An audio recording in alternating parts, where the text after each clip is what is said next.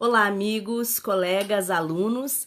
Hoje eu tenho o prazer de começar mais um bate-papo previdenciário, um programa que visa trazer todas as novidades do direito previdenciário no cenário nacional. E hoje eu tenho um convidado muito especial, Dr. José Antônio Savares, que é uma pessoa que abrilhanta o nosso direito previdenciário e que sempre traz as maiores novidades e teses para a defesa do direito social.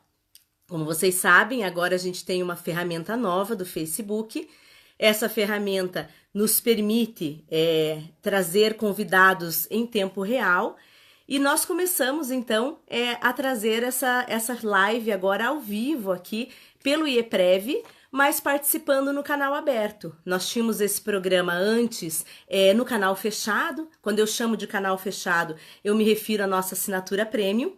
E o Dr. Roberto, então, propôs que nós passássemos a ter esse nosso bate-papo agora ao vivo na TV aberta, ou seja, no Facebook aberto e na TV aberta do Instagram. Eu chamo de TV aberta porque no Instagram se chama canal de TV do Instagram, no YouTube é no canal do YouTube e no Facebook é na live, né? Nas famosas lives do Facebook. Então, eu vou mandar aqui um convite para o nosso convidado, que é o Dr. Savares. Já estou chamando ele aqui para fazer esse convite. Como vocês sabem, leva um tempinho. Eu vi que o Paulo Bacelar já está ali online, né, Paulo? O Paulo sabe bem que a gente leva uns minutinhos para conseguir a fazer aqui a conexão. Deixa eu conseguir convidar aqui o Dr. Savares. Aqui.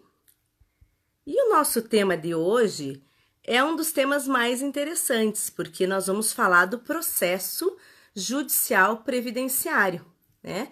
E não poderia ter uma pessoa mais especial para trazer, afinal, dificilmente algum previdenciarista não conheça os livros de processo do Dr. Savares e o manual de recursos do Dr. Savares com a doutora Flávia, que são excelentes, né? Que são dois manuais que mudam a vida do advogado previdenciário.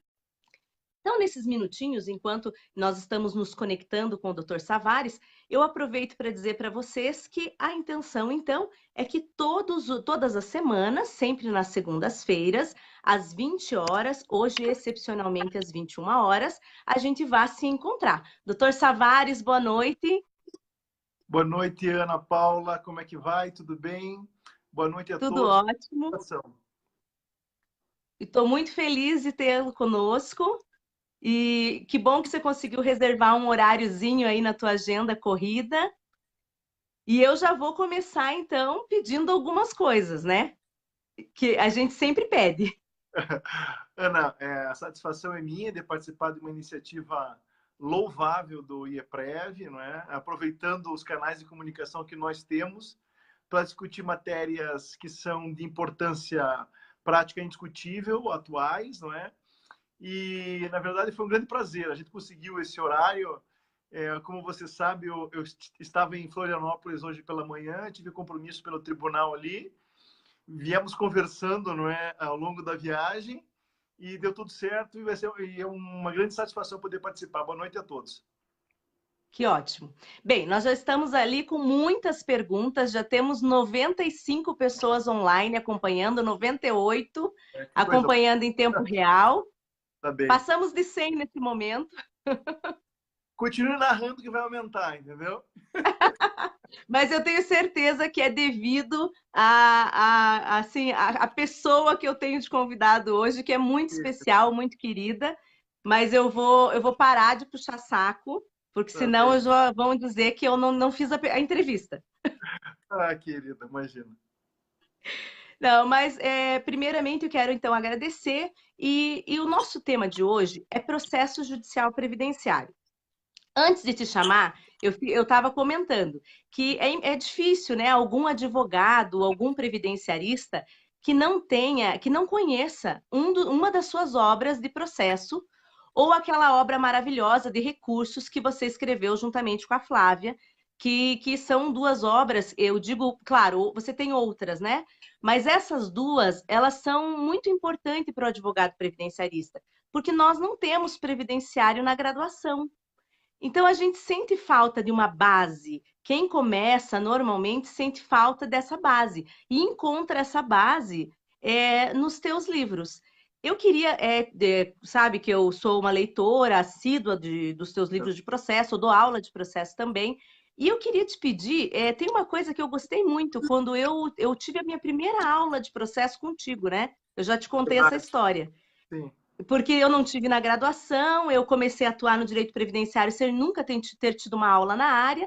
E a primeira aula que eu tive contigo, você falou uma coisa muito bacana, que era a dificuldade de usar o CPC para modular o direito previdenciário, o direito social, com o CPC que tem tanta relação com o direito privado. Antes de começar, algumas outras perguntas. Você pode tecer algumas palavras para nós sobre isso? Claro, Ana. Primeiro, muito obrigado pela consideração, pela elevada consideração, pelo carinho.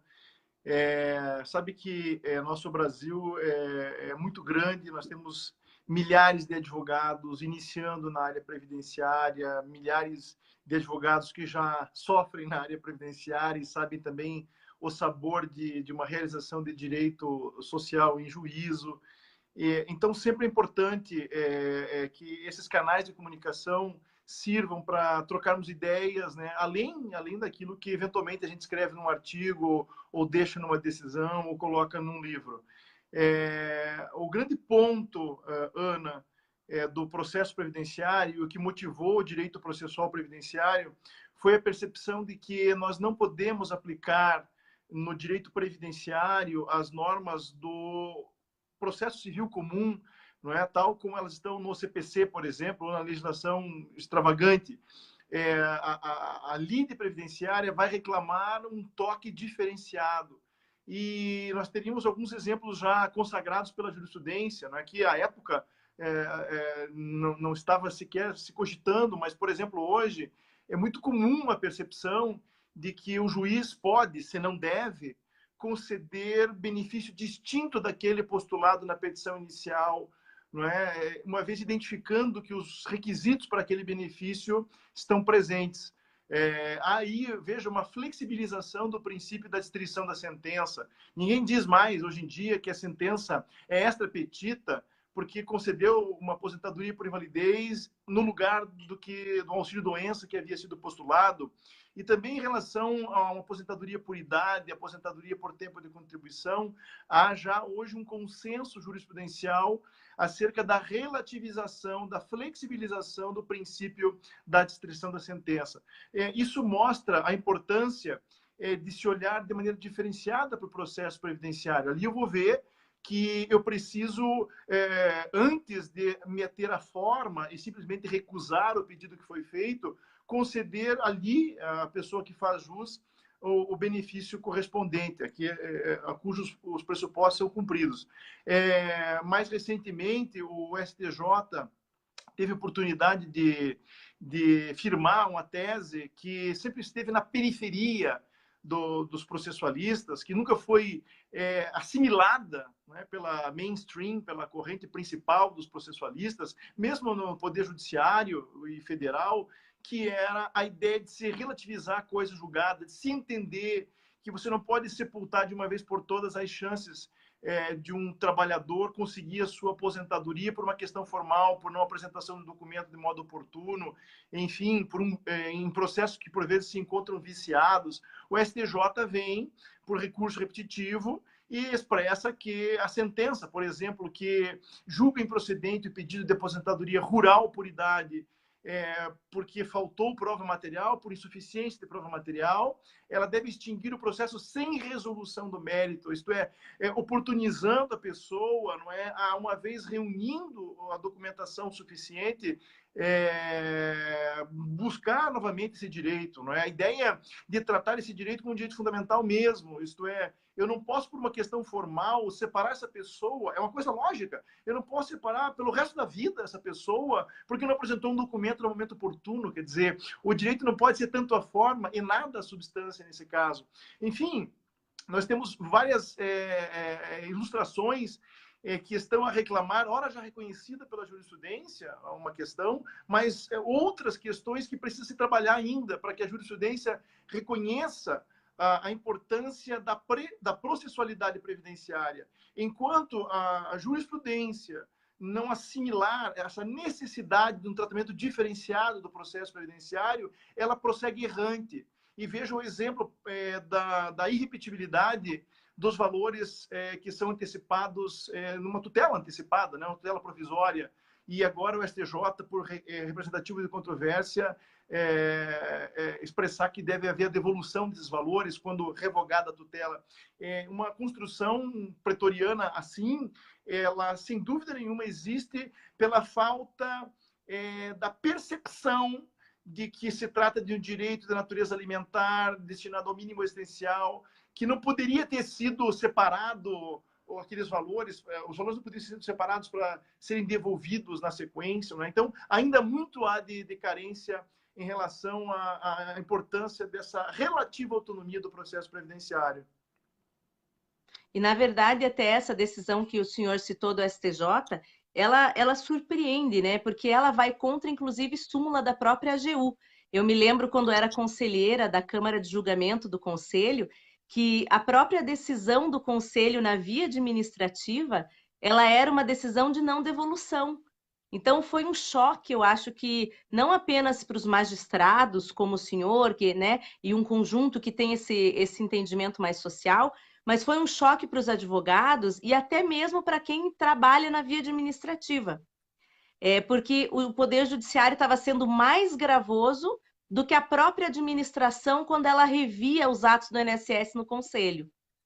É triste, né? Perfeito. E esse recrudescimento das decisões, ele tem atacado outras searas do direito previdenciário. Isso tem sido bem recorrente, né, doutor Savares? Você foi muito feliz na tua observação. Veja bem, não sou assim exceção no que diz respeito à dificuldade de aceitar essa decisão do STJ. Eu diria que a magistratura, de maneira geral, que o poder judiciário das instâncias ordinárias, seja na justiça comum, seja nos juizados especiais federais, assimila com dificuldade essa orientação do STJ de ter que devolver os valores recebidos por força de tutela antecipada que é revogada. E veja, nós tivemos um exemplo na nossa história do direito previdenciário em relação a isso, a questão de 1/4 do LOAS, né? Que o Supremo Tribunal Federal dizia que o único critério para se aferir, entre aspas, a miserabilidade era o critério da renda mensal, que deveria ser inferior a 1/4.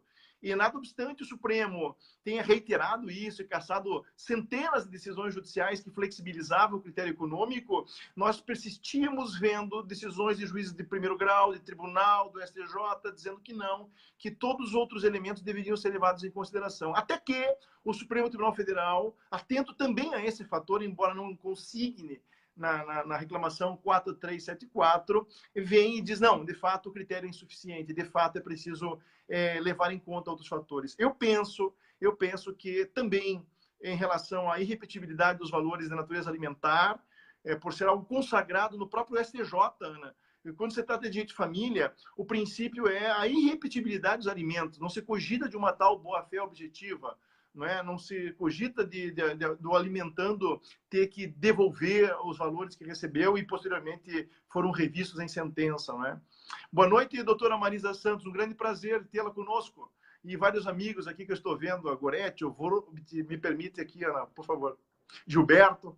Fica super à vontade, a live é nossa. Obrigado.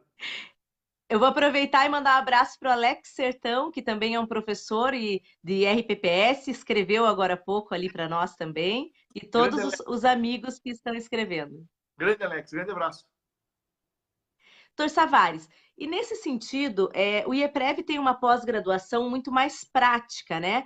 Então, no ano passado, o Roberto teve uma ideia de lançar uma pós que tivesse um pouco dessa visão prática, para a gente conseguir assimilar, na verdade, ou talvez eu podia usar uma palavra mais pesada, que seria deglutir tudo que tem acontecido nesses últimos 2 anos, que não tem sido fácil, né? Uma proposta de reforma que é necessária, mas uma proposta que veio assim um pouco intransigente, algumas questões de jurisprudência que nos deixam até um pouco sem chão. E aí o Dr. Roberto lançou essa pós, que tem um viés um pouco mais prático, no intuito justamente da gente conseguir discutir, né? Aqui ninguém é dono da razão, os professores do IEPREV, eu sou professora da pós, o Roberto, mas a gente tenta dar um norte, né? E o senhor é um dos nossos professores, né? Tanto na pós da prática previdenciária, como na pós que está sendo lançada de Previdência e Trabalho. E aí eu gostaria que o senhor falasse um pouquinho dessa necessidade, eu gosto muito de tratar disso, essa necessidade do advogado, dele se aprofundar um pouquinho na discussão, de vocês, magistrados, receberem peças, recursos, que consigam chegar a discutir o ponto alto do processo, né? Eu costumo dizer assim que às vezes o ponto controvertido ele passa desapercebido na peça. Às vezes você pega um recurso, acontecia isso comigo também no conselho, quando eu ia julgar. E eu imagino, e aí peço para ouvir as suas palavras, que com vocês, magistrados, isso aconteça muito. Às vezes, o ponto controvertido, o fato que realmente é o impeditivo do direito, a petição passa longe. E aí eu queria saber se o senhor podia falar um pouquinho para nós sobre a necessidade de fixar o ponto controvertido e outros pontos mais. Claro que sim. Ana, o grande desafio da live não é conversar, é prestar atenção na tua pergunta, vendo o pessoal cumprimentando, vendo os amigos pelos quais você tem grande carinho ali, dando um oi, né? Agora aqui está a Helena, passou agora há pouco o professor Paulo Bacelar, a Marilena, uma querida amiga minha, Neide Elias estava por aqui, e eu lendo as mensagens e prestando atenção no que você falava ao mesmo tempo, né? Dois pontos quanto ao que você coloca. Primeiro, quanto a um curso de pós-graduação. Eu sou do tempo em que um curso de pós, e se pensava assim, porque nós tínhamos poucos cursos de mestrado e poucos cursos de doutorado, as pós lato sensu, um curso de especialização, era assim, o meio caminho para o mestrado, não é? Era um caminho para se aprender conceitos, se aprofundar na teoria. Esse é o desenho que nós tínhamos na educação do direito há uns 15, 20 anos atrás. Tudo isso mudou. Nós temos hoje uma estruturação dos cursos de pós-graduação, estricto sensu, mestrado e doutorado. E hoje é inconcebível um curso de especialização, um curso de pós, que não seja voltado para a praxis daqueles estudantes, que não se volte para problemas práticos. Claro, atento ao sistema normativo, atento às estruturas do direito, não é? A construções teóricas sem as quais não se logra entender a prática ou melhorar a prática, mas eu não consigo hoje pensar um curso de pós-graduação que não esteja constantemente voltado para problemas jurídicos práticos, né? Então, só posso ficar orgulhoso de participar desse projeto do IEPREV na construção e com o corpo docente que apresenta. Com relação à questão processual que você colocou e coloca bem, é um problema que nós verificamos. Aqui está aqui meu querido primo Lucas, meus parentes estão me prestigiando lá do oeste de Santa Catarina. O que nós vemos na turma recursal, seja por parte da advocacia previdenciária, da parte autora, seja por parte da procuradoria, é uma dificuldade, por vezes, e talvez aqui uma dificuldade grande, de especificar, não é, no seu recurso, seja para o tribunal, seja na turma recursal, especificar exatamente o ponto que foi colocado pelo juiz como obstáculo para o reconhecimento do direito. Muitas vezes o que nós vemos são recursos genéricos, recursos que não estão tocando o ponto que foi levantado pelo magistrado. Então, eventualmente, reconhecimento de tempo rural. O juiz não reconhece o tempo rural porque a testemunha foi inconsistente, se entendeu ambígua. E você vai ouvir, vai ler o recurso inominado, o recurso de apelação, são páginas e páginas, por vezes defendendo a possibilidade de prova material em nome de terceiro, e jurisprudência enorme sobre o ponto, e não é isso que importa. E isso me parece algo que o novo Código de Processo Civil traz, reafirma já uma jurisprudência, não é? Que é a necessidade do advogado atacar de maneira específica, impugnar de maneira específica a decisão que busca reformar, que busca invalidar, enfim. E me parece que isso tem sido algo que tem se repetido demais nos processos previdenciários. Então, isso inviabiliza até mesmo os recursos extraordinários, até mesmo incidentes de uniformização nos juizados, por falta de pré-questionamento da matéria. Várias pessoas muito queridas aqui que eu quero saudar, não é? Que estão acompanhando, por favor. Professor, então vou aproveitar também e fazer uma outra pergunta. E o outro lado, né? Porque nós temos a situação em que muitas vezes o advogado não chega no ponto controvertido, e nós temos aquela situação também, por exemplo, vou dar um exemplo aqui do benefício por incapacidade.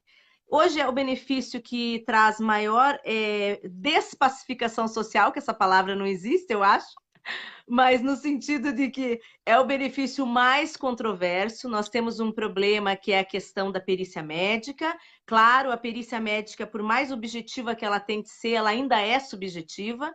E aí nós vamos, claro, conjugar um conjunto de fatores, mas nós temos aquela problemática quando muitas vezes o advogado escreve, faz a impugnação, apresenta bons argumentos e nem se toca naquele ponto, né? Às vezes a sentença passa longe. E aí nós temos aqui, eu estou até comentando, porque já vi vários comentários, o pessoal nem esperou eu começar a fazer essa pergunta, já estão ali dizendo, mas fala também quando o advogado escreve e não é lido. E aí nós temos algumas ferramentas, né, para isso. Aí, se o senhor pudesse dar uma palavrinha sobre essas ferramentas, como que fica? Afinal, a sentença não falou de nada daquilo que eu queria. Eu impugnei o laudo, foi direto para a sentença sem nem ler a minha impugnação. E uma outra coisa, eu já estou aproveitando e emendando a pergunta, porque já que você vai falar no tema, falar um pouquinho do princípio da não surpresa, que foi uma novidade do novo CPC. Eu não estou advogando no momento que eu estou licenciada para o CARF, mas era uma angústia que eu tinha, eu confesso, quando advogava, que era quando a decisão da sentença, ela trazia um ponto que não foi abordado na minha petição inicial, muito menos levantado como fato modificativo, extintivo ou impeditivo de direito pelo INSS. E, de repente, o argumento do magistrado era um argumento sobre o qual não se teceu nada ao longo dos autos. Isso me causava uma aflição. E hoje, o novo CPC, com esse princípio da não surpresa, eu acho que ele traz uma novidade, mas, ao mesmo tempo, uma ferramenta para que a gente possa, então, sobreviver a essas questões. Só que, ao mesmo tempo, eu te pergunto, como isso vai funcionar na prática, o princípio da não surpresa? Né? É tudo muito novo ainda, mas aí eu queria ouvir a sua opinião. Ele nos surpreendeu, não surpresa, ele nos surpreendeu, é isso? Meus caros, primeiro que eu estou falando da advocacia em relação à questão da impugnação específica, por dois motivos. Primeiro, porque foi a pergunta que me foi feita, né? E segundo, que aqui vai a dica para os advogados que estão nos acompanhando, não é?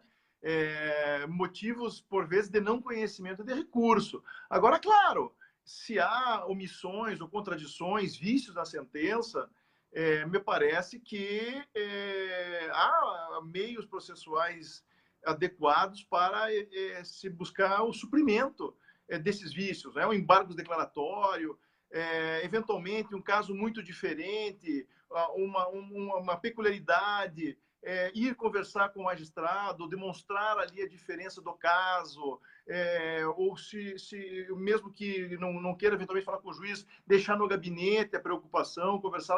Me parece esse olhar atento do patrono da causa importante para que se chegue a uma solução mais adequada, mais próxima daquilo que se buscava, né? Mas sim, né? As omissões não são poucas, não é? Hoje nós estávamos num momento de reflexão com os magistrados federais, num evento promovido pela Escola da Magistratura do Tribunal da Quarta Região, e ali é o momento de discutirmos justamente as nossas dificuldades, não é? O que fazer para aprimorar a prestação jurisdicional, o ouvir as partes, o olhar atento para o caso, o interesse para o caso, um olhar mais para o direito que está sendo discutido do que para as formas que nos cercam, e muitas vezes nós nos perdemos olhando para formas e preclusões e pouco nos importamos com o resultado da nossa decisão, se está adequado ou não, se a pessoa estamos concedendo direito a quem faz jus ou não, não é?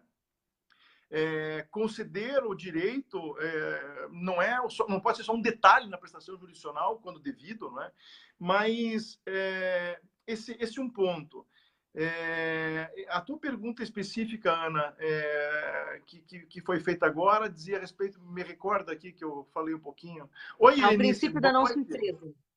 Sim, o princípio da não surpresa. Obrigado. O princípio da não surpresa.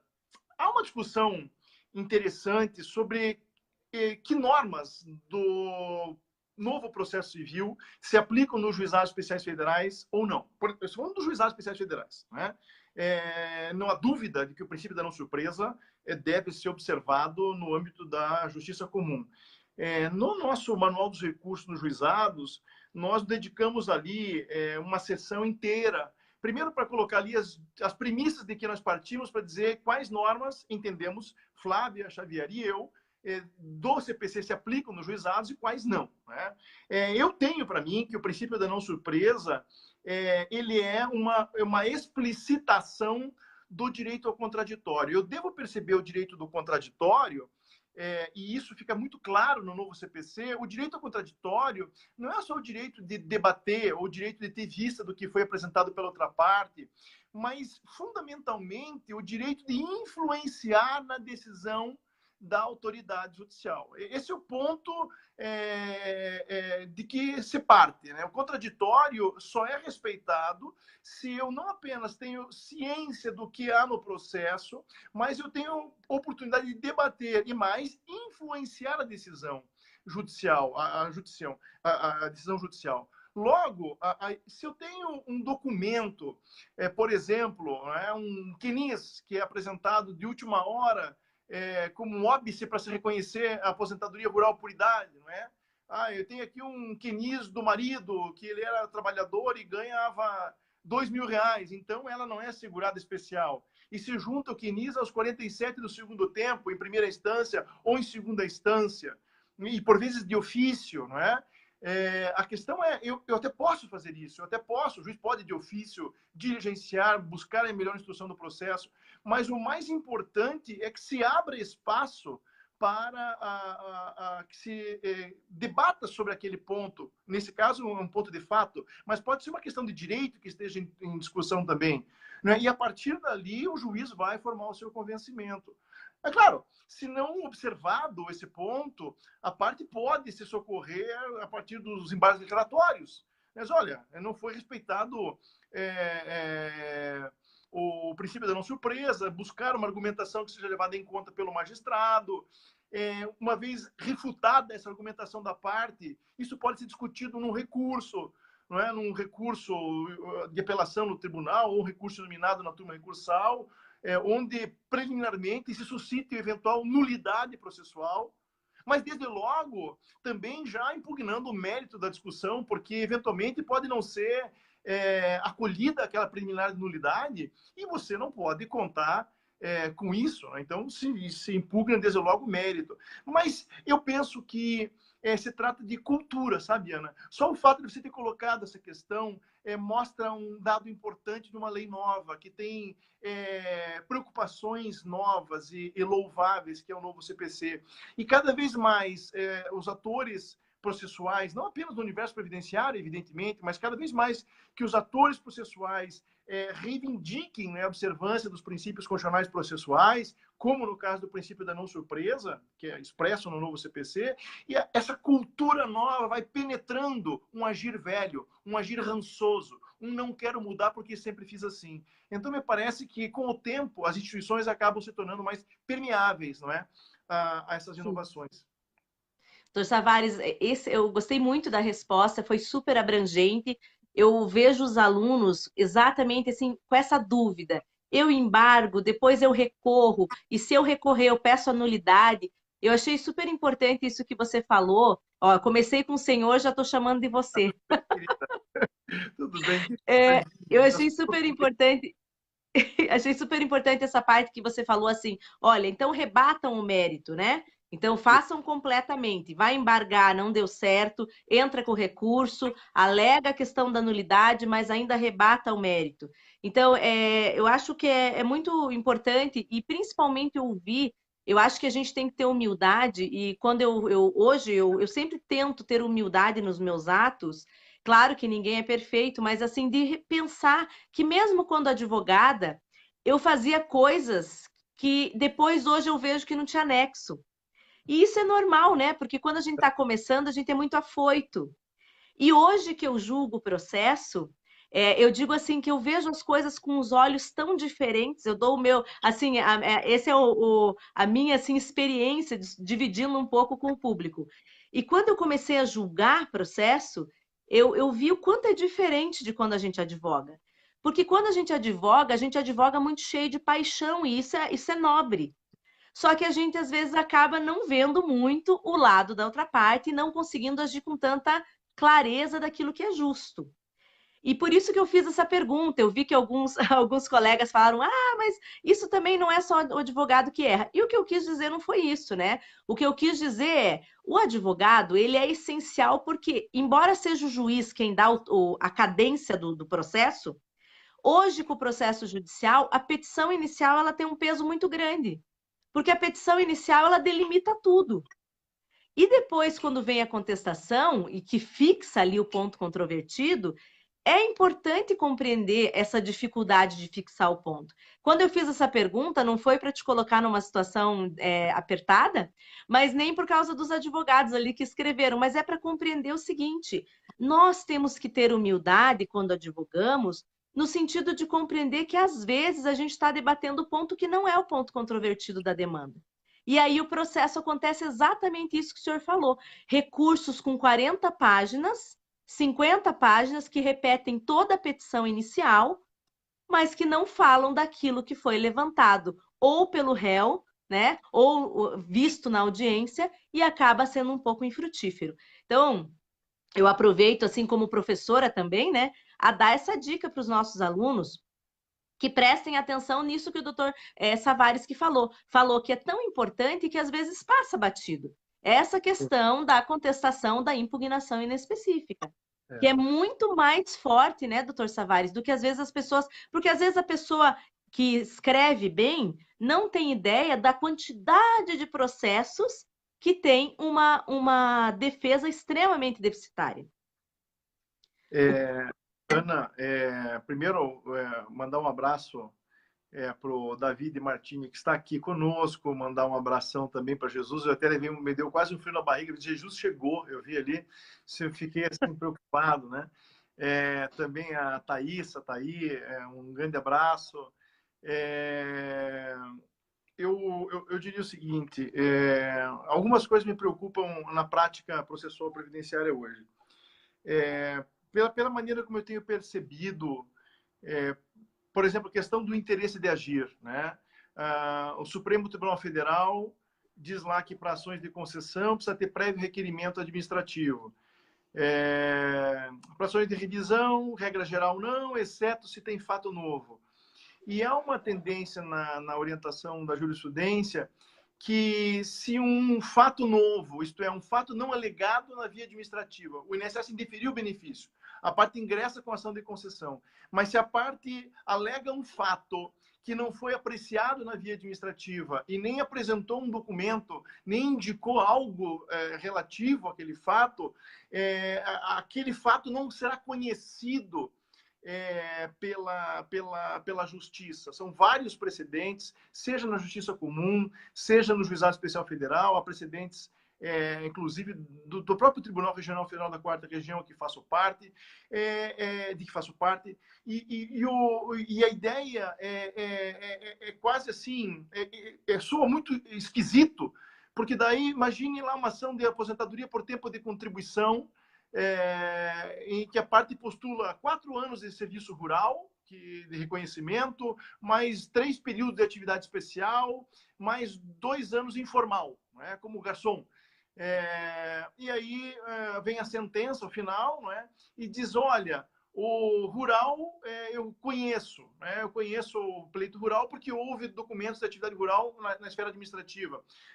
Do tempo urbano eu não vou conhecer, extingo sem o mérito esse período porque não foi objeto de discussão na via administrativa. E do tempo rural eu conheço um e não conheço dois. Quer dizer, uma solução tal como essa, né, numa jurisdição que eu chamo de jurisdição fatiada, não resolve absolutamente nada. Né?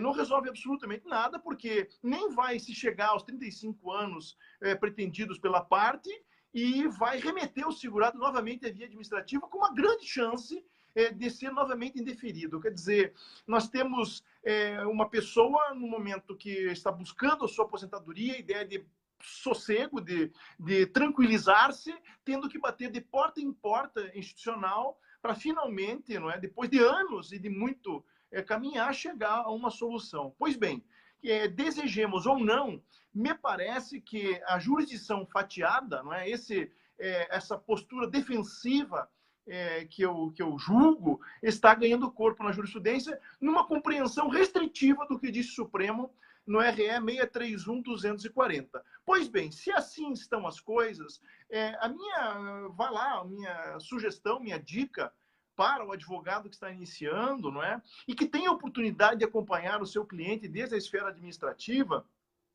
ora, de buscar uma análise acurada dessa situação previdenciária desse segurado, de se imaginar ali todas as possibilidades, de não se formular um processo administrativo de maneira sodada, não é? E logo na sequência se demandar em juízo. Antes, se planejar bem, verificar todas as hipóteses, buscar a documentação junto à empresa, ou minimamente alegar determinados fatos na esfera administrativa para que o INSS também cumpra o seu dever no sentido de boa instrução do processo administrativo, no sentido de não ver amanhã o seu cliente e a sua causa mesmo indo de um lado para o outro num jogo de empurra institucional, não é? De escusas institucional, e que acaba retardando a realização desse direito no momento que a pessoa mais precisa. Então, ficaria aqui essa dica, porque nós estamos no momento, por exemplo, amanhã nós temos sessão de julgamento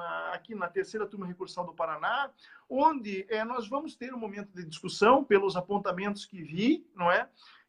E mesmo que eu quisesse adiantar resultado, o que seria antiético, eu não poderia, porque ainda será discutido isso daí, mas o tema não é de se ocultar, porque a sessão também é pública, mas é uma questão que algumas turmas recursais já estão adotando um posicionamento, não na justiça comum, por mais estranho que pareça, mas turmas recursais, no sentido de não se admitir que documentos sejam juntados em segunda instância, no sentido de melhor esclarecer a causa. Ora, me parece que esse aspecto, e como eu tenho já em diversas publicações, num contexto em que o próprio Superior Tribunal de Justiça, em representativo de controvérsia, diz que eu posso juntar um documento novo, mesmo após a extinção do processo, mesmo após a coisa julgada, né, no caso da prova material e da aposentadoria rural por idade, já de se perceber que não há uma preclusão tão grave contra a pessoa que busca a sua aposentadoria, no sentido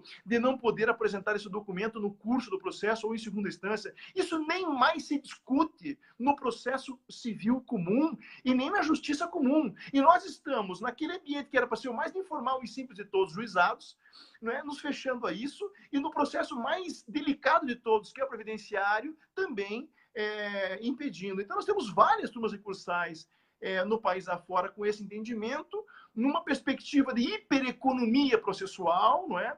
Num momento, e uma hipereconomia que leva a perdermos o foco, no sentido de acertar, parece que é um detalhe, não é? Dar a cada um o que é seu parece que é só um detalhe, porque a homenagem parece ser maior a forma, não é?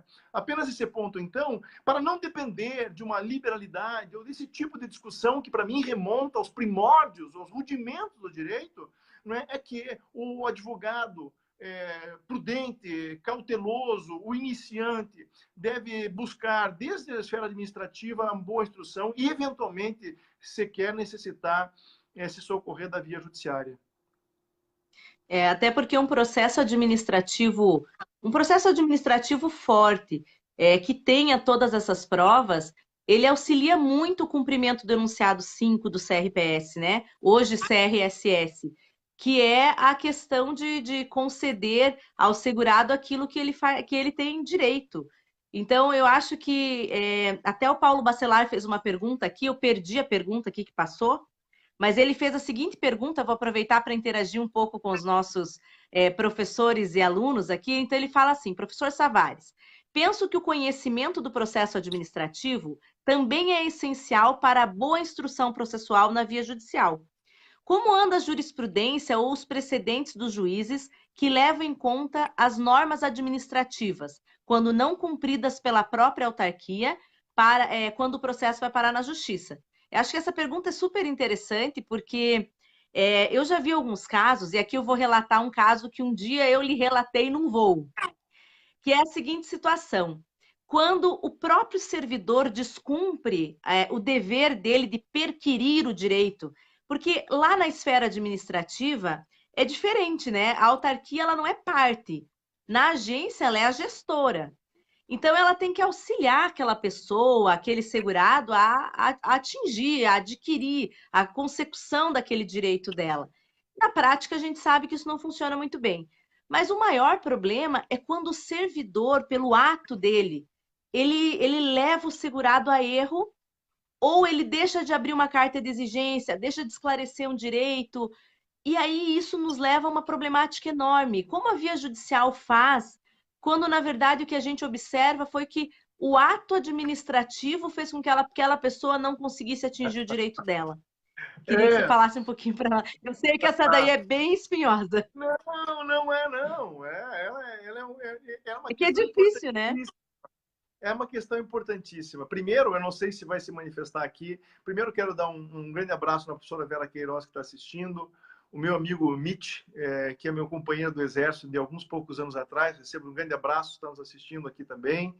Jesus está conosco, Ana Paula, então estamos bem acompanhados também. Meus caros, o presidente do Supremo, na questão do interesse de agir, onde diz que os fatos novos não apresentados na via administrativa não podem ensejar uma ação judicial, muito pelo contrário, deveria haver um retorno à via administrativa, no caso da ação revisional. Essa referência do Supremo nesse precedente, feito pelo eminente ministro Roberto Barroso, foi colocado de raspão no final do voto. Ele é quase enseja uma contradição com tudo aquilo que ele disse antes no voto. Basta uma leitura para os colegas conferirem nesse RE 631-240, onde, em relação à ação revisional, o tempo todo ele estava dizendo do dever do INSS de orientar os segurados, de conceder o benefício mais vantajoso. Quer dizer, a assimetria informacional, o desequilíbrio de forças que está na esfera administrativa, que se reproduzem em juízo. A ideia não é à toa que o servidor do INSS, que eu presumo tenha o monopólio, o domínio das informações, que oriente esse, que eu presumo não conheça os seus direitos, nem como fazer valer os seus direitos. No entanto, o Supremo, e é algo que em vários textos eu já critiquei, então não cometo nenhuma inconfidência ao colocar aqui, se olvidou desse importante fator da prática, que é dever, sim, da administração orientar. Eu, no direito processual previdenciário, quando falo dos princípios processuais previdenciários, os colegas, muitos que estão aqui têm essa obra, vão ver ali um princípio, que é o princípio da proteção judicial contra as lesões por omissão. Ora, toda vez que a administração previdenciária se omite de informar os segurados acerca de seus direitos, de orientá-los de como proceder, e assim, com esse proceder omissivo, acaba ora negando o direito, ora concedendo benefício menos vantajoso, a administração previdenciária, com esse proceder omissivo, ela lesa, em tese, o direito do segurado. E isso é suficiente para se justificar o acesso à justiça, porque eu tenho um caso claro de lesão a direito, por omissão, nesse caso, não por ação. Não é? É isso que eu escrevo ali, sustento, e vinha decidindo até que, veja, nós decidimos em colegiado, há uma predominância na aplicação dessa orientação do Supremo, e não apenas nas ações revisionais e nas ações judiciais. Então, o que se tem, no final das contas, é a ideia de se premiar a omissão, não é?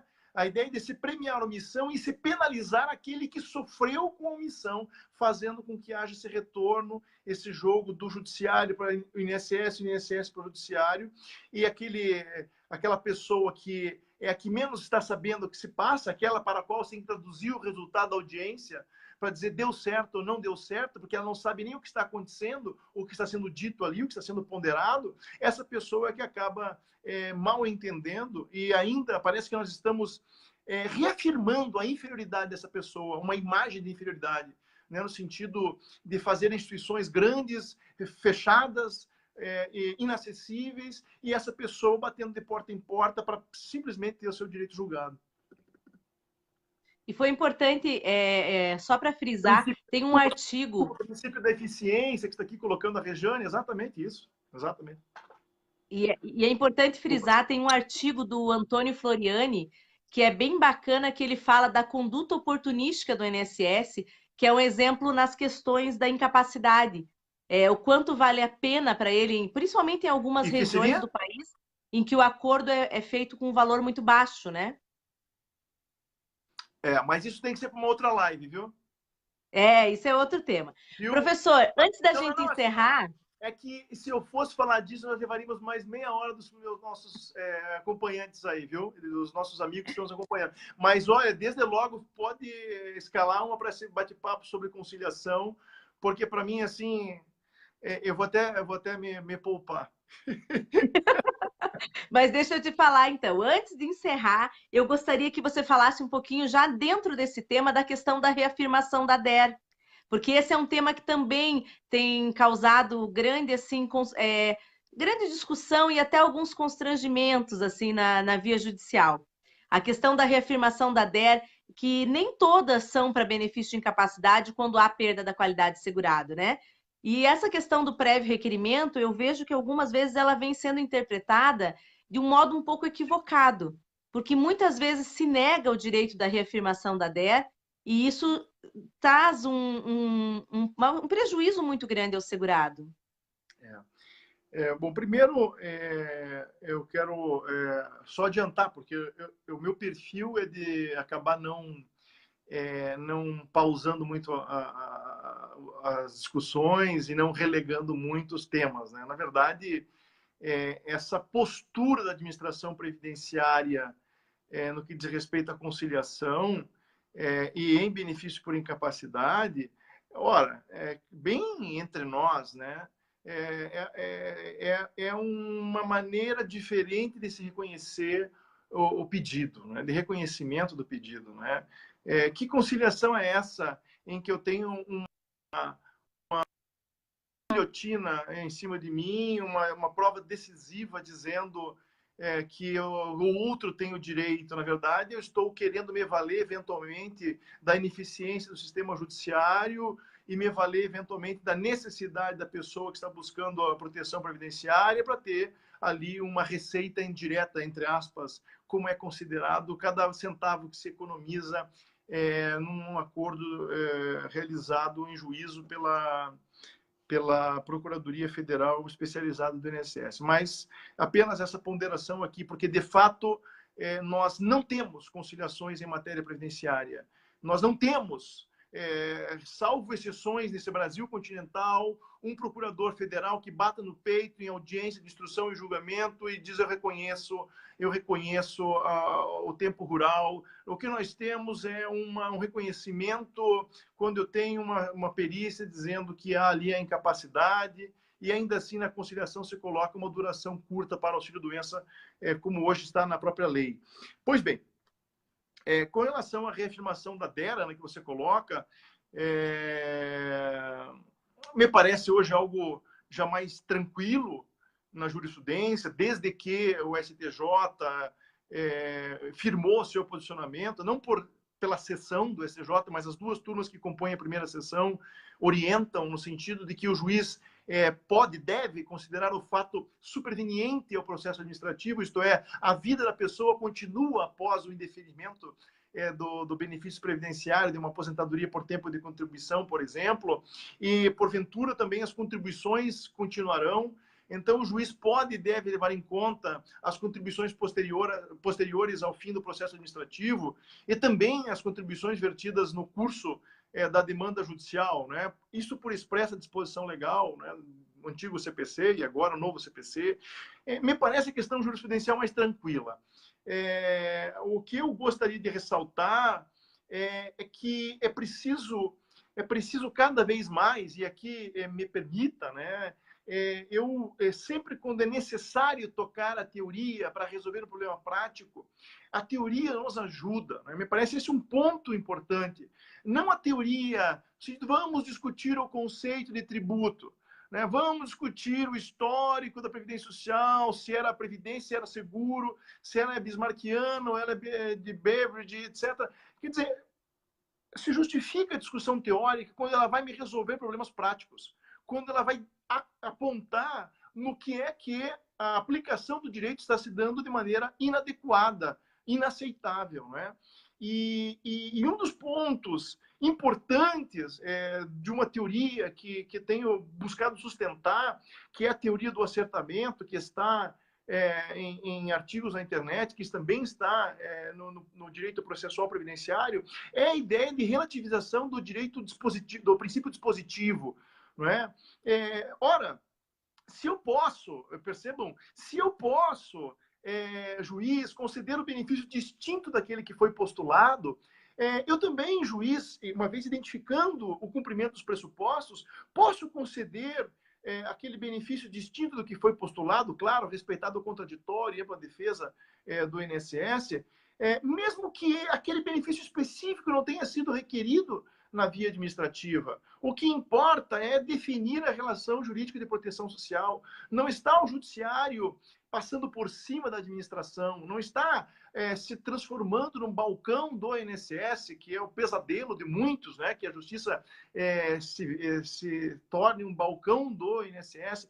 Antes está se emprestando importância à ideia de uma máxima instrumentalidade do processo, uma máxima utilidade do processo, e cumprindo de maneira mais fiel o escopo da jurisdição, que é pacificar a sociedade. Não nos adianta andar gravitar em torno da forma e não resolver o problema da pessoa que está buscando ali solução para o seu problema de vida, não é? E a questão da reafirmação da DER passa por aí, essa conjunção com o princípio dispositivo, mas fica aqui também o meu toque, vamos colocar assim, para algo que tem se percebido, não é? Muitas vezes chega-se o processo até ao tribunal, até a turma recursal, e sequer se fala de prosseguimento de contribuições por parte do segurado.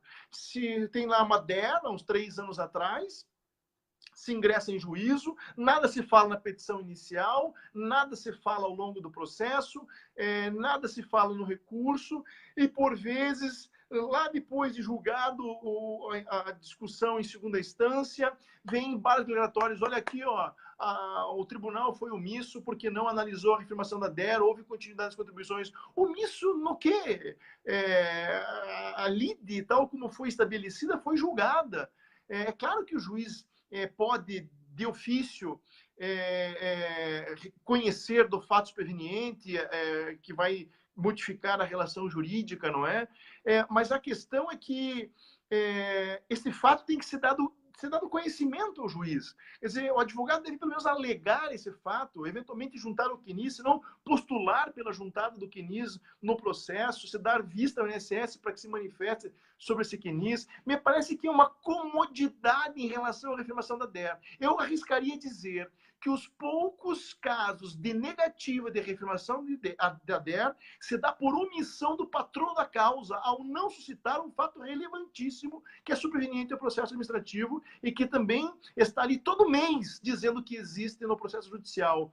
E depois não há mais o que se fazer. Aí é somente, eventualmente, uma nova DER, um novo requerimento administrativo e com um prejuízo de, eventualmente, aí, meses, anos de prestação previdenciária. Doutor Savary, são muitas perguntas, nós vamos ter que marcar outra live mesmo, porque nós já estamos agora, quer ver? Deixa eu te contar, com 250 comentários, muitas perguntas. Eu tentei resumir a maioria delas, agregar uma pergunta com outra. Vou só levantar mais umas duas questões aqui que colocaram, porque você também ainda, precisa Ana? descansar. Hã? Duas ainda? Não, vamos, uma, faço por uma. Não, a questão é só levantar a dificuldade das admissibilidades dos recursos. Eu não vou nem pedir para você falar. Eu só vou comentar que o pessoal está pedindo, está comentando das dificuldades das admissibilidades. E também as questões da falta da rescisória no juizado, só para você ter uma ideia das questões aqui que estão sendo recorrentes. E para encerrar, eu queria que você falasse um pouquinho para nós. Eu vou deixar para você falar da decisão da híbrida para encerrar, pode ser? Não sei. Não sei. Olha, eu soube que essa semana teve uma decisão da híbrida que foi um pouco polêmica, né? E aí queria saber se você tem alguma opinião para nos dar sobre ela. Olha, veja bem, quanto à admissibilidade de recurso, claro, não teria nem espaço e seria cansativo por esse meio de comunicação se discorrer sobre o tema, né? O que se percebe muitas vezes é uma dificuldade para alguns requisitos, porque todos têm uma ideia dos pressupostos específicos, né? A diferença de turmas recursais de regiões distintas, etc. Mas muitas vezes esse incidente de uniformização ele é compreendido como um meio de recurso contra uma decisão da turma recursal. Mas o meio de recurso no sentido amplo. E quando ele é um meio recursal, no sentido estrito, restrito. Né? Eu digo que ele é compreendido como sentido amplo, porque não poucas vezes o que a parte pretende, e muitas das vezes é a parte autora, o INSS menos incorre nesse equívoco, mas muitas vezes a parte autora é pretender que uma instância de uniformização reveja a totalidade da decisão da turma recursal, né? Reanalisando questões de prova, questões de fato. E essas questões de prova, elas são... A turma recursal, ela é soberana na sua análise, não é? Não há uma terceira instância nos juizados especiais federais, não é? O que se tem é uma uniformização de questão de direito e de direito material. E quando se trata de questão de direito material, não poucas vezes o principal problema que se encontra, ora é uma falta de pré-questionamento, né? Não é ventilada a matéria, não é discutida anteriormente uma determinada matéria, a matéria que você pretende uniformizar, ou, por vezes, eu invoco um paradigma, uma decisão para buscar uma uniformização que não tem bem a ver. Então, vamos supor assim, o meu aposentadoria rural por idade, a minha aposentadoria rural por idade foi negada, porque eu trabalhei no período de carência, nos últimos 15 anos antes de completar a idade. E eu pego um paradigma que diz que o fato de um componente do grupo familiar exercer atividade urbana não prejudica a minha condição como segurada especial. É a falta do que se chama similitude fática, né? São questões distintas, né? Mas é claro que isso aqui é só assim para a gente colocar. Gostaria muito de conversar. Estou vendo tanta gente querida aqui. É uma pena não poder conversar. E quanto à aposentadoria por idade híbrida, dois pontos, né? Eu estou com dificuldade, eu não recebi ainda, não foi publicada essa decisão que foi proferida na semana passada. Eu estou com dificuldades até para perceber exatamente o que disse a Turma Nacional de Uniformização, não é? Já vi comentários de que foi um tipo de uniformização, comentários que foi outro tipo de uniformização.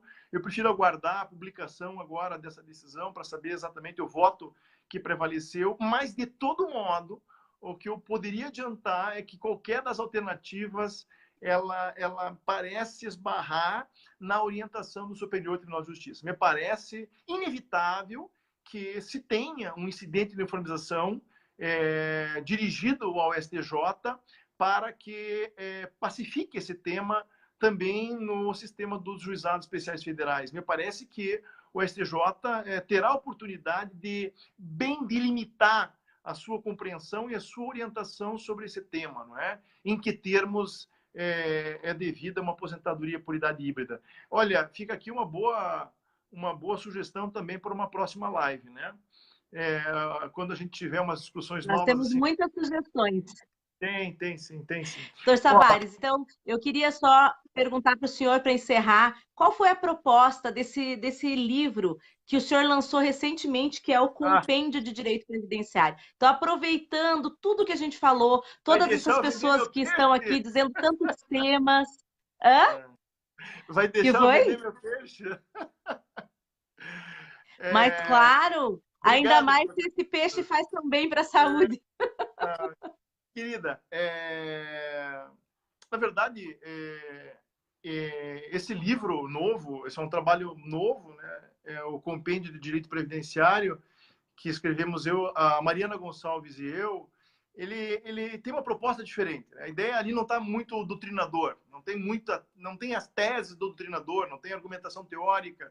Tem mais o professor e mais o professor ainda que busca dar ferramentas imediatas, né? Eu peguei um pouco do material das minhas aulas da SMAF, que era um curso preparatório, peguei o meu material de curso de prática que dava desde a OAB, a Defensoria Pública, e fiz um resumo do essencial na primeira parte, um direito em casos práticos na segunda parte, e numa terceira parte, toda uma legislação recheada com os precedentes que importam, porque hoje a gente vê jurisprudência para quase todos os lados, e o que nós tentamos ali foi ter um manual, algo que estivesse à mão para uma consulta rápida, né? Então, tem todo o índice remissivo que facilita a consulta. A ideia não era tanto doutrinar, por assim dizer, ou discutir a dogmática do direito previdenciário, mas um livro acessível, num linguajar simples, e que fosse na utilidade prática também dos advogados, dos magistrados, dos assessores. Estou vendo aqui o pessoal dizendo que já adquiriu, acho bom, fico feliz, né? Agradeço em nome da família, né? Mas, enfim, é algo que estou submetendo, né, agora à comunidade jurídica previdenciária, que tem sido uma aceitação que me impressionou, fico feliz, né? E, na verdade, muito assim, recompensado, porque é uma iniciativa distinta a essa. Obrigado, Ana, pela pergunta. Imagina, nós que agradecemos. E o doutor Roberto, só para dizer que o doutor Roberto, que é o presidente do IEPREV, ele está online também, mandou abraço ali, fez várias ponderações, vários comentários, e ele pediu para a gente não esquecer de comentar, antes de encerrar, que o senhor também vai estar conosco na pós de Trabalho e Previdência, já que nós temos isso também teríamos que fazer uma live só para falar das relações da reforma trabalhista, como ela vai se relacionar com o direito previdenciário, mas muito importante só para dizer que o IEPREV está lançando essa pós, não com o viés de fazer as aulas separadas, mas justamente para falar dos reflexos. Então, a pós de Trabalho e Previdência, ela vai trabalhar conjuntamente direito do trabalho e direito previdenciário. Não vai ser aquela análise separada, 6 meses de cada matéria. A ideia justamente é fazer essa análise conjunta que é tão necessária, né? Afinal, ambos fazem parte da gama do direito social. Doutor Savares, eu quero então agradecer imensamente vir a brilhantar essa live. O senhor já esteve comigo no bate-papo previdenciário lá no Congresso, né, em maio, em BH, e a sua presença sempre faz com que todos os nossos trabalhos, seja a aula da pós-graduação, seja o Congresso, traz um brilho especial. Eu falo que eu sou sempre fã, com muito carinho, porque é uma pessoa que desperta nos advogados, em outros magistrados amigos, desperta em procuradores, em médicos peritos, o olhar que é um olhar diferenciado. Eu estou vendo aqui os comentários, a maioria das pessoas falando isso, e é tão bom, né? Nesse mundo em que as pessoas são tão iguais, é tão bom ser uma pessoa singular. Então, eu quero lhe parabenizar por ser uma pessoa tão singular. Parabéns, muito obrigada pela sua participação. Ana, eu que agradeço. Vou te deixar descansar. Primeiro, quero te parabenizar pela maneira como você conduz, né, essa entrevista e como você se expressa. Você deixa a gente muito à vontade, não é? E isso facilita demais a comunicação. Segundo, agradecer a todos esses queridos que estão aí conosco, nos acompanhando e resistindo bravamente, né, esse tempo da live, né? Nós conseguimos algo muito importante hoje, foi manter esse pessoal conosco esse tempo todo. Agradecer ao professor Roberto pelo carinho que tem tido, pela gentileza no trato, por ter aberto as portas do IEPREV para que nós pudéssemos ali circular, compartilhar a nossa visão do direito previdenciário. Tem sido enriquecedor, as discussões têm sido importantes. Participei do congresso do IEPREV recentemente, estaremos agora, uma vez mais, em Divinópolis, estaremos junto no evento do IEPREV agora em setembro, acho que é dia 21 de setembro, estaremos ali falando sobre a reafirmação da DER, falando sobre fatos prevenientes no processo administrativo, e dizer da minha alegria de participar desse projeto novo, que de fato é diferente esse que você coloca, do direito do trabalho e previdenciário, sem segmentar demais, sem compartimentar demais as disciplinas que tem muito em comum, né? Eu agradeço, me despeço já com saudades e querendo agendar a próxima. Um grande abraço a todos. Obrigada, doutor Savares. E o pessoal que está conosco, eu vou para fazer, então, a gentileza de comentar a nossa live e compartilhar. Vai ter sorteio, sim. Eu vi que o pessoal escreveu, olha, eu vi falar em sorteio. A gente cumpre. Então, como essa live deu um número assim muito grande de pessoas, eu não consegui durante aqui copiar todos os nomes e passar para o meu sorteador automático. Mas não fiquem preocupados. A Célia, que trabalha comigo, ela vai me ajudar. Nós vamos colocar todo mundo que está comentando, curtindo ou compartilhando, tá? E amanhã cedinho eu já prometo fazer esse sorteio. Então, nós vamos sortear duas coisas. Primeiro, nós vamos sortear um livro do IEPREV, que é o livro Temas Relevantes e Pontos Controvertidos do Direito Previdenciário, um livro muito bacana da coordenação do professor Roberto, professor Marcos Serral e minha, que nós tivemos o prazer de trazer grandes nomes do direito previdenciário. São 22 artigos, então amanhã, quem estiver aqui comentando, curtindo e compartilhando vai concorrer. Nós vamos enviar na casa da pessoa esse livro. E também o Dr. Roberto me permitiu sortear uma bolsa da pós-graduação com 50% de desconto. Então, veja, o IEPREV já tem os melhores preços em questão de especialização, MBA e pós-graduação. E quem tiver aqui que curta, compartilhe, comente, amanhã então vai ser sorteado com uma bolsa de 50%. Então, uma bolsa de 50% da pós que decidir participar. Então, nós temos a pós de prática previdenciária, nós temos a pós de Previdência e Trabalho, essa pós inovadora. Eu faço questão aqui de frisar, porque nós não vamos dividir, como nós temos na maioria dos lugares, 6 meses de um tema, 6 de outro. Não é isso. A ideia da nossa pós de Trabalho e Previdência é relacionar. A importância de relacionar trabalho com previdência. Quem trabalha, principalmente com o previdenciário empresarial, todos os dias tem essa necessidade de relacionar esses temas. Eu quero, então, falar para vocês que vocês curtam, comentem e compartilhem. Quem gostou, compartilhe, para que na próxima vez a gente tenha ainda mais um número de pessoas participando. Segunda-feira, às 20 horas, no máximo às 21. sempre na segunda-feira eu vou fazer essa explicação, se a gente vai ter a live às 20 ou às 21, depende também, porque nos dias que eu tenho julgamento no CARF, eu tenho que chegar um pouquinho mais tarde, aí tem que ser às 21 horas. Infelizmente, hoje eu não consegui responder todos os comentários, né? O Dr. Savares, ele sempre faz muito sucesso, então a gente acaba tendo que resumir as perguntas, agregar uma pergunta na outra, para conseguir responder o maior número de questões que são levantadas por vocês. Eu espero que vocês tenham gostado muito. Antes de encerrar, eu vou passar o nosso endereço do site.